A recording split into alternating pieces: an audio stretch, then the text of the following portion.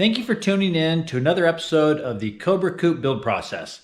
This video is all about inventory. We go through all those boxes that showed up and make sure we have everything that we've paid for, kind of organize it so we can find it later down the road.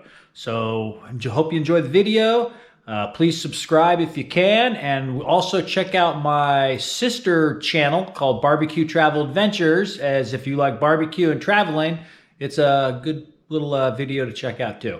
Thank you, and enjoy the inventory.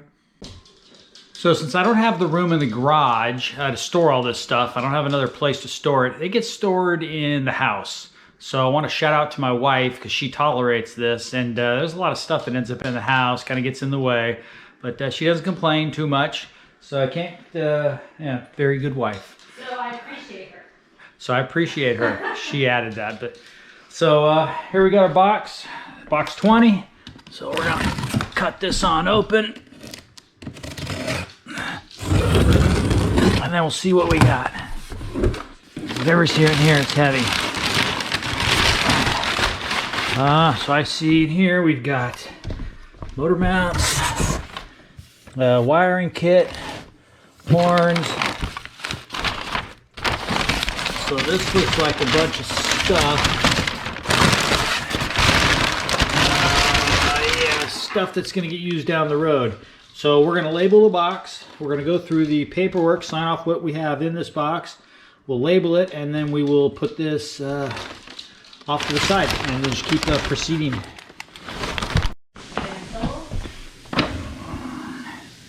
So box 20's got an accelerator pedal, brushed aluminum interior door handles, hydraulic clutch master cylinder kit, polyurethane engine trans mounts, which I see in there, speedometer sending unit, which I have to look for,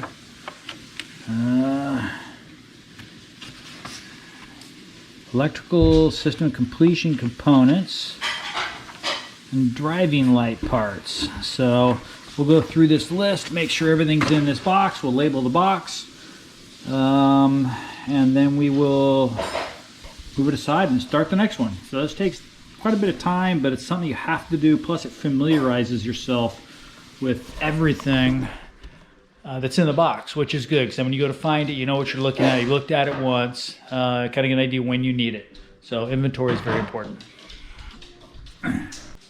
So after I go through the boxes, I check the inventory. What I do is I then write on the end of the box, as you can see right here, kind of just a generic what is in there, and I'll leave the box 20, and then I can stack these boxes up and reference back to the inventory list at any one time. This just makes a quick visual reference if I need to find something as I'm building the car. The inventory continues. I spent a few hours on it last night. Probably have a couple more hours today. Found a couple of missing socket head bolts. Nothing major so far, but as you can see, there is a lot of stuff to go through. And I'm not counting like every nut and bolt. I figure if I'm missing a bolt, I'll just go to the hardware store. It's better than going through each one of these little bags. You know, I just quickly eyeball clamps. If I see the clamp, good. I don't really count them all. It would just slow things way down, kind of give me a quick visual.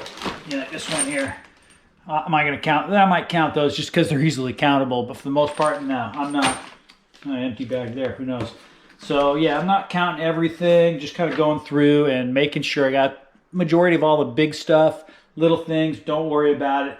As I said, it would just make inventory a 8-hour process. Trying to get this done so I can get the car, you know, get started on it, get the body off, start welding up the chassis. Okay. Well, hope you enjoyed the inventory. I sure didn't. Not much fun. But thank you for watching. Please hit subscribe. If you'd like this video, hit like. And again, if you'd like to check out my other channel, it's Barbecue Travel Adventures. Look forward to you on the next video, the next episode, when we actually get to start having some fun and hopefully grinding and cutting and welding metal. So look forward to seeing you on the next one.